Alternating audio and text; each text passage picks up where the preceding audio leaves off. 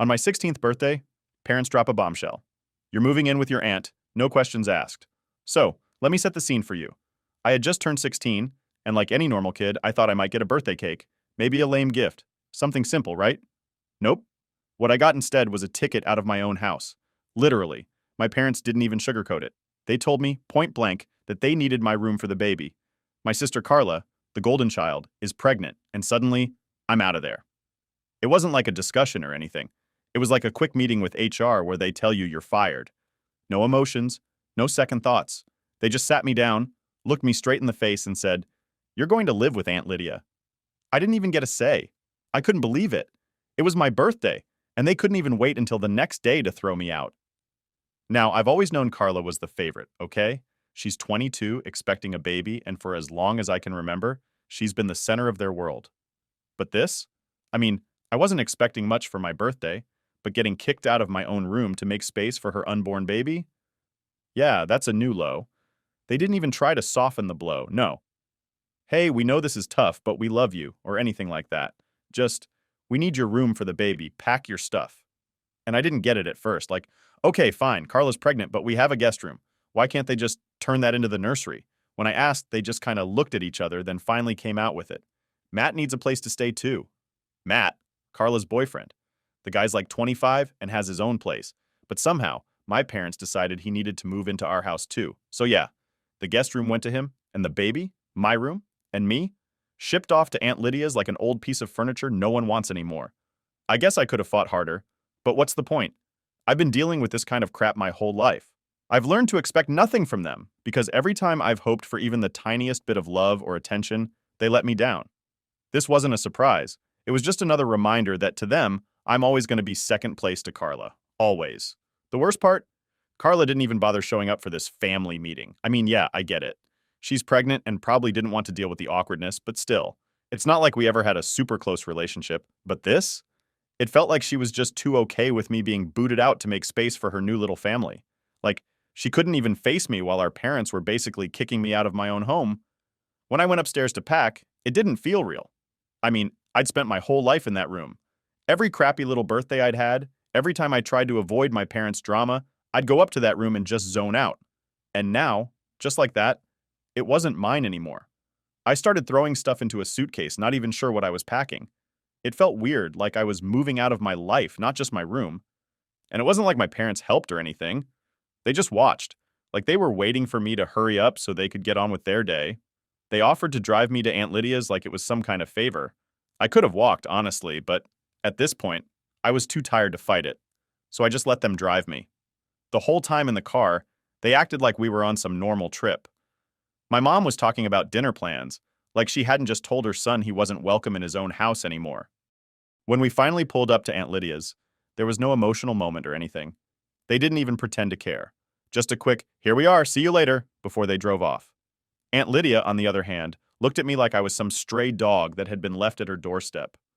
Not in a bad way, more like she was about to take me in and give me the love I'd been missing out on my whole life. She hugged me as soon as I got out of the car. The difference between her and my parents was so obvious. She actually cared. I could feel it. She didn't even need to say anything, but when I told her what happened, she was furious. When I laid it all out for her, the birthday, the eviction, the baby room stuff, she couldn't believe it. I think at first she thought I was exaggerating, but once I told her the whole story, she got quiet, like she was processing the level of messed up that this situation was. Then, without saying a word to me, she grabbed her phone and walked into the other room. I couldn't hear much, but I knew she was on the phone with my dad because her voice went from calm to super angry in about 2 seconds flat. And that's not like Aunt Lydia at all. She's usually so chill, the type of person who never raises her voice.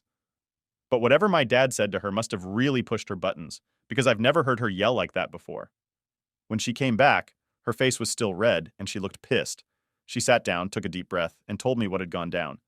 Apparently, my dad had told her that I wanted to move out, that I was excited to stay with Aunt Lydia for a while, like I'd volunteered to give up my room for the baby. That's why Aunt Lydia didn't question anything when they asked if I could move in. She thought I was the one who wanted to leave. I just sat there, stunned. I mean, I always knew my parents weren't great, but this, lying to my own aunt to make themselves look better, that was a whole new level of low. Aunt Lydia apologized to me over and over again, saying she would have never agreed to it if she knew the truth. She said she couldn't believe my parents would treat me like that, and that I was welcome to stay with her for as long as I wanted. Honestly, I didn't even know what to say. It felt good to be somewhere where I wasn't treated like garbage for once, but at the same time, I couldn't stop thinking about how messed up my parents were. They didn't even care about me enough to tell the truth. They just wanted me out of the way, and they didn't care how it happened. I went to bed that night in Aunt Lydia's spare room, and for the first time in a long time, I didn't feel like I had to walk on eggshells around anyone. I wasn't scared of what mood my mom or dad would be in or worried about Carla getting all the attention. It was peaceful. But there was this weird, empty feeling too, like I'd lost something important, even if that something wasn't that great to begin with. In the end, I guess getting kicked out wasn't the worst thing that could have happened to me. At least now I was with someone who actually gave a damn. But still, it hurt. Knowing that your own parents would rather lie and shove you out of the house than deal with you, that sticks with you. All right, so I'm living with Aunt Lydia now, and I gotta say, it feels weird. Not in a bad way, but it's just different, you know? I mean, I've lived my entire life under my parents' roof, even if it was a crappy situation most of the time. And now, here I am, in a house where someone actually wants me there. It's almost too much to handle. Aunt Lydia has been super welcoming, like, she's really trying to make sure I feel at home. The first couple of days, she went out of her way to make me feel comfortable, like making me breakfast, asking if I wanted to redecorate my room, stuff like that. It's nice, but honestly, it felt strange at first. I'm not used to anyone caring about what I want. I was so used to just fading into the background at home, and now suddenly here's someone paying attention to me. But I'll admit, it took me a while to get used to it. Like, the first morning after I moved in, I came downstairs and Aunt Lydia had made this huge breakfast. I'm talking pancakes, eggs, bacon, the whole deal. She smiled at me and said, "I thought you could use a good breakfast to start the day." And I just kind of stared at it, like I didn't even know what to do with it. At home, I was lucky if I got a piece of toast before I ran out the door for school. I sat down, ate a bit, and Lydia kept asking me about my plans for the day. And honestly, I didn't have any. I was just trying to wrap my head around everything. The whole moving out thing, my parents not even bothering to check on me, it was all still sinking in. I mean, yeah, I didn't want to live with them anymore, but it's still weird to think about how fast they were willing to throw me out. After breakfast, Aunt Lydia had to go to work, so I was left alone in the house. That was another thing that felt strange. I was just there. No one telling me what to do, no one hovering over me or ignoring me like my parents did. It was quiet, and for the first time in a long time, I didn't feel like I had to constantly be on edge. So I decided to make a post online about my story just to get it out. But then, that afternoon, things got interesting. I was just chilling on the couch, minding my own business, when my phone buzzed. It was a text from my mom. Now keep in mind, this was like 2 days after they'd kicked me out, and they hadn't said a word to me since. So I was kind of curious to see what she had to say. The text? "We need to talk. That's it. No, how are you doing? Or are you okay?" Just a cold, robotic, "we need to talk." Honestly, I wasn't sure if I should even bother responding, but curiosity got the best of me, so I replied, "About what?" What followed was a bunch of texts from my mom about how I embarrassed the family by posting online. Apparently, some of my extended family had seen the post, and it had caused a bit of a stir. But instead of asking if I was okay, or maybe realizing how much they'd screwed up, my mom was more concerned about how it made her look. She kept saying things like, "Do you realize how this reflects on us?" And, "You've made things difficult for your father and me." I couldn't believe it. I sat there, reading the texts, just getting angrier and angrier. They kicked me out on my birthday, lied to Aunt Lydia about it, and now I'm the bad guy for telling the truth. I was done with it. I didn't even bother replying after that. I just threw my phone on the couch and tried to distract myself by watching TV. Later that evening, Aunt Lydia came home, and she could tell something was up. I guess I wasn't doing a great job of hiding how pissed off I was. She sat down next to me and asked if I was okay, and at first I didn't want to burden her with all this. But she's got this way of making you feel like it's okay to talk, you know? So I told her about the texts from my mom, how they were more concerned about their reputation than what they'd actually done to me. Aunt Lydia didn't even flinch. She just nodded and said, "That sounds exactly like your parents." I laughed a little because, yeah, it was spot on. Then she said something that really hit me. "You don't owe them anything, you know. You're not responsible for their reputation or how they feel. You're allowed to be angry." And that's when it clicked. I was angry. I'd spent so long just accepting the way things were, letting them treat me like crap because I thought that's just how it was. But now, I was done. I didn't owe them anything. The next few days were a blur of emotions. I started blocking out my parents more and more. I didn't respond to their texts, didn't even look at them after a while. They weren't going to get to me anymore. Aunt Lydia helped me with that too. She didn't say much, but just having her around, knowing she had my back, made everything easier. But things weren't totally calm yet. A few days later, I was at school, just trying to get through the day, when I noticed my parents had shown up. Yep, they actually came to my school like that was going to fix anything. I saw them standing outside the gate, waving me over like nothing was wrong. My first instinct was to ignore them, but they were pretty loud, and my friends started noticing. I felt my heart pounding. Like I didn't want to deal with this drama in front of everyone. But my friends? They had my back. A few of them literally formed a circle around me, like they were some kind of human shield. It was kind of funny, but also super reassuring. I wasn't alone in this. Eventually, I had to go over and talk to them. I walked up, keeping a safe distance, and said, "What do you want?" My mom started going on about how I wasn't answering their calls or texts, and how they were worried about me. I almost laughed. Now they were worried? After kicking me out and ignoring me for days? Then they dropped the real reason they were there. My grandparents, the ones with all the money, had found out about what they did to me, and now my parents were freaking out because they were scared of losing their inheritance. Yeah, that's what this was about. Not me. Not my well-being. Just money. They didn't care about fixing things with me. They just wanted to make sure they didn't lose their precious payday. I stood there staring at them, not even knowing what to say. It was like everything I'd always suspected was laid out in front of me. They didn't care about me. They never had. And now they were only trying to reel me back in because it benefited them. Not me. I told them I wasn't coming home. Not now, not ever. And then I turned around and walked away. Their voices faded behind me as I rejoined my friends, who were all watching the whole thing go down. I don't know what my parents did after that. I didn't look back to find out. All I knew was I was done with them. Completely done. And for the first time, I felt free. When I got back to Aunt Lydia's that day, I told her everything. She wasn't surprised. She said something like, "It's always about money with them." And she was right. But you know what? It didn't matter anymore. I had Aunt Lydia, and I had people who actually cared about me. That's all I needed. Update 1. So, after the whole school confrontation with my parents, I thought maybe things would settle down. You know? Like they'd get the message that I wasn't coming back and we could all just move on. But of course, that would be way too simple for my life. A few days went by and I was feeling pretty good. Aunt Lydia was being her usual awesome self, making sure I was comfortable and all that. It was like the first time in forever that I wasn't constantly stressed or waiting for the next bad thing to happen. I'd even started to get into a routine, school, hanging out with my friends, coming back to Aunt Lydia's place, and just chilling. Things felt normal, or at least as normal as they could be after getting kicked out of your house. But then, the drama found its way back in, like it always does. It started with a message from Carla. I hadn't heard much from her since the whole eviction thing, other than that one text asking to talk, which I had pretty much ignored. But this time, she was blowing up my phone. Like, text after text. At first, I didn't even want to open them, but curiosity got the best of me. I mean, we were siblings. Maybe, just maybe, she was trying to make things right. Turns out, not really.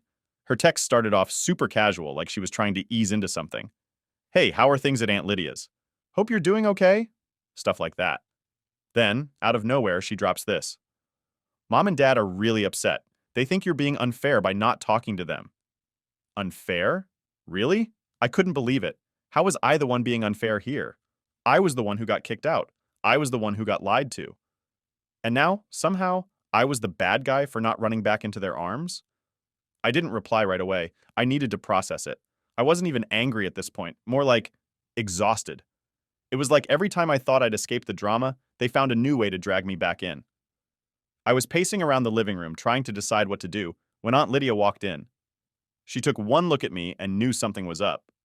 "What's wrong?" she asked, sitting down on the couch. I showed her the text from Carla and she just shook her head. "They're trying to guilt trip you. Classic." And yeah, she was right.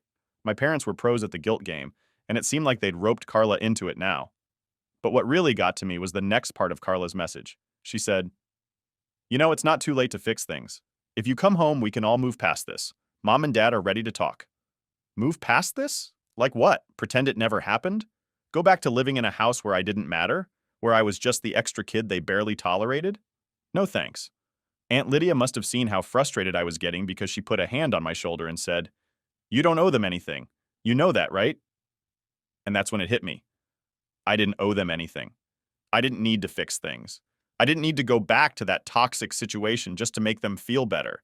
It was like this weight lifted off my chest, and I realized I could actually say no. I could choose not to go back. I grabbed my phone, ready to respond to Carla, but then I hesitated. What was I supposed to say? I didn't want to come off as harsh, but I also didn't want to let her think I was caving to their guilt trip. So I kept it simple. I'm not coming back. I'm happy here. I hit send and waited. And waited. She didn't reply right away, which was honestly a relief. I was tired of the back and forth. I thought maybe that would be the end of it, but no. Not even close. A few hours later, my phone buzzes again. This time, it's my mom. She sent this long message about how I was tearing the family apart and how I needed to come home to make things right. It was filled with all this guilt-heavy language about family bonds and forgiveness, like I was the one who needed to apologize. I couldn't believe it. My mom was actually trying to make me feel bad for standing up for myself. She went on and on about how it was time to let go of the past and move forward together. But all I could think about was how they never once took responsibility for what they did. They never said sorry for kicking me out, never admitted they were wrong. All they cared about was making it look like everything was fine again. I was about to respond when Aunt Lydia chimed in again. "Do you really need to reply to that?" And she was right. I didn't. What was the point? It wasn't like anything I said was going to change their minds. They weren't looking for an actual conversation. They just wanted me to fall back in line. So I didn't reply. I blocked my mom's number. I know it sounds harsh, but I was done playing their game. I was done letting them mess with my head. The next day at school, I felt weirdly free. Like I'd finally broken away from all the nonsense. My friends were supportive too. They knew what was going on and kept checking in on me, making sure I was okay. It was nice having people around who actually cared. But of course, my parents weren't done. Later that week, Aunt Lydia got a call from them. I wasn't in the room, but I could hear bits and pieces. My dad was talking about family responsibilities and being mature, which was pretty ironic coming from the guy who literally kicked his kid out to make space for his grandkid. When Aunt Lydia hung up, she looked at me and said, "They're still trying to get you to come home, but don't worry." I shut it down. She told them straight up that I wasn't going back and that they needed to stop pushing me. She even threatened to get a lawyer involved if they kept harassing me, which I didn't even know she could do. But apparently she was serious about it, and honestly, that made me feel safer than I had in a long time. So, that's where things stand now. My parents have gone radio silent since Aunt Lydia's threat, and I haven't heard a peep from Carla either. It's been quiet, almost too quiet, but I'm not complaining. For once, I feel like I have control over my life, and that's something I never thought I'd have. I don't know what's going to happen next. Maybe my parents will give up and leave me alone, or maybe they'll keep trying to guilt trip me into coming back. But either way, I'm not going back. I've got Aunt Lydia, I've got my friends, and I've got a life that doesn't revolve around being ignored or mistreated. And for the first time, I'm okay with that. Update 2. So after all the drama with my parents trying to guilt trip me into coming home, things finally started to calm down a bit. Or at least I thought they did. I mean, it had been quiet for a while, too quiet. My parents went radio silent after Aunt Lydia's warning, and I hadn't heard from Carla since I told her I wasn't coming back. For a minute, I actually thought that maybe, just maybe, they'd backed off for good. But of course, nothing stays calm for long in my life. One evening, Aunt Lydia and I were just hanging out in the living room watching TV. It was one of those rare moments where I felt, I don't know, peaceful. Like everything was normal, or at least as close to normal as it gets. I wasn't thinking about my parents, school, or any of the usual crap.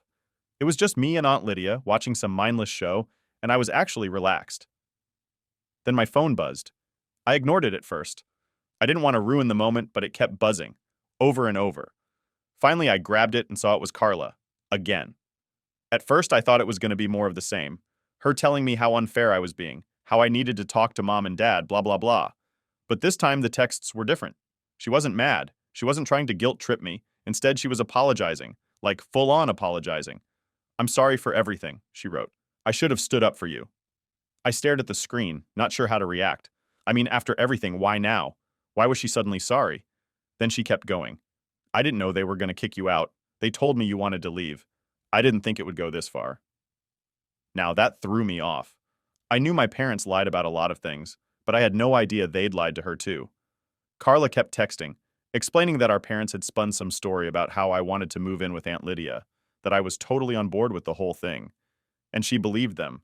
She even told me that she thought I was being selfish by not helping with the baby, which is why she didn't fight back when they kicked me out. She didn't realize how bad it actually was for me until she saw the stuff I posted online. It was a lot to take in. Aunt Lydia must have noticed the look on my face because she paused the show and asked, "What's going on?" I handed her the phone, not really sure what to say. She read through the texts, her face going from curious to a little surprised. "Well, that's something," she said, handing the phone back to me. "What are you going to do?" And honestly, I didn't know. Part of me was still angry at Carla, even though I could see that she'd been lied to just like I had. But another part of me, well, I felt bad for her. She was in a messed up situation too, dealing with all the pressure from our parents, the pregnancy, the lies. Maybe she wasn't the bad guy I thought she was. So, I texted her back. I didn't jump right into forgiveness or anything, but I told her I appreciated the apology. I said I needed time to process everything, but that I wasn't mad at her anymore. That felt like the right thing to say, honest but not too harsh. Then Carla hit me with another bomb. She told me she was planning to move in with Matt, her boyfriend, and that she didn't want to live with mom and dad anymore either. Apparently, things had been getting really tense at home since I left, and she was feeling trapped. She said, "They're trying to control everything, and I can't take it anymore." That made me pause. For so long, I thought Carla was the golden child, the one who always got everything she wanted from our parents. But now, hearing her side of things, it sounded like she was just as much a victim of their control as I was. It was weird, like I'd been seeing everything through this one lens, and now that lens was cracking, and the truth was a whole lot messier than I thought. She kept texting, saying how she felt bad for not standing up for me sooner, how she wished she'd done something before it got to this point, and for the first time, I felt like maybe we were on the same page. Maybe we weren't enemies after all. That night, I didn't sleep much. I just kept thinking about everything, about how messed up our family really was. It wasn't just me versus them anymore. Carla had her own struggles, and even though she'd let me down before, she was trying to make things right now. That had to count for something, right? The next day, I decided to meet up with Carla. I wasn't sure what was going to happen, but I figured we needed to talk face to face, not just over text. We agreed to meet at this cafe downtown Neutral Territory, so it wouldn't feel like either of us had the upper hand. When I got there, she was already sitting at a table by the window, looking nervous. That was weird to see too, Carla, the confident one, actually looking anxious. I sat down, and for a few seconds, we just kind of stared at each other, not really knowing how to start. Finally, she broke the silence. "I'm really sorry," she said, her voice quieter than I'd ever heard it. "I didn't know how bad it was for you. I was so wrapped up in my own stuff I didn't even notice." I nodded, not really sure what to say yet. It was hard to be mad at her when she was sitting there, looking genuinely sorry. I just, I didn't know they were going to do that to you," she continued. "And when I found out, I didn't know what to say. I didn't know how to fix it." There it was. That guilt I knew she'd been carrying around. And maybe that was what I needed to hear. That she did feel guilty. That she knew she'd messed up. "I'm not mad at you anymore," I finally said. "I get it. They lied to you too. But I'm not coming back home, Carla. I can't." She nodded, tears in her eyes. "I wouldn't expect you to. I'm leaving too. I can't live with them anymore. They're trying to control everything about the baby, about Matt and me. I just can't do it." We sat there for a while talking about everything, about our parents, about how things had gotten so bad, about what we were both going to do next.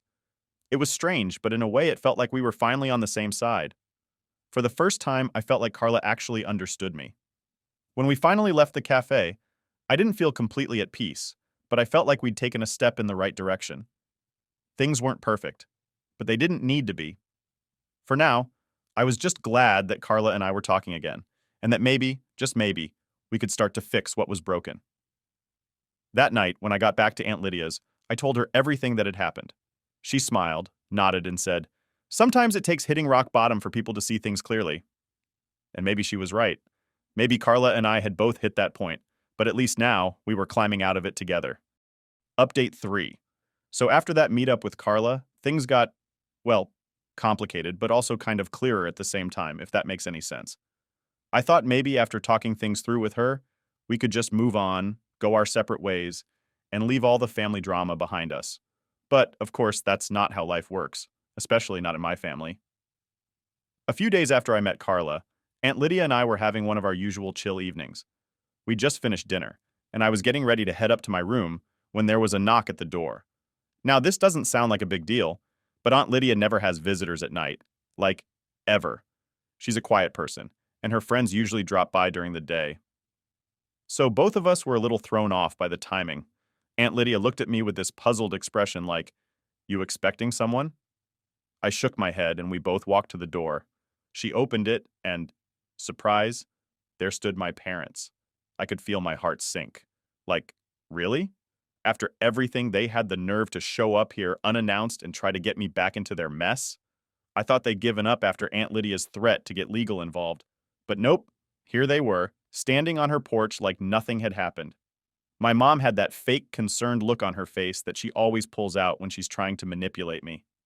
My dad just stood behind her, looking awkward, like he'd rather be anywhere else. "Can we come in?" my mom asked, her voice dripping with fake sweetness. Aunt Lydia didn't even look at me before saying, "No, I don't think that's a good idea." I almost smiled at that. Aunt Lydia doesn't play around when it comes to setting boundaries. My mom's face dropped, and she sighed like she was the victim in all this. "We just want to talk to you, honey. Please." I wasn't having it. I'd been through enough, and I wasn't about to let them drag me back into their drama just because they suddenly decided they wanted to talk. I folded my arms and leaned against the doorframe, trying to keep my voice steady. "What's there to talk about? You kicked me out. You lied to Aunt Lydia. And now you just show up like everything's fine?" My mom's eyes got wide, and she stammered, "It wasn't like that. We thought it was best for everyone." Best for everyone? I couldn't believe what I was hearing. "You thought it was best to kick me out on my birthday because Carla's pregnant? Seriously?"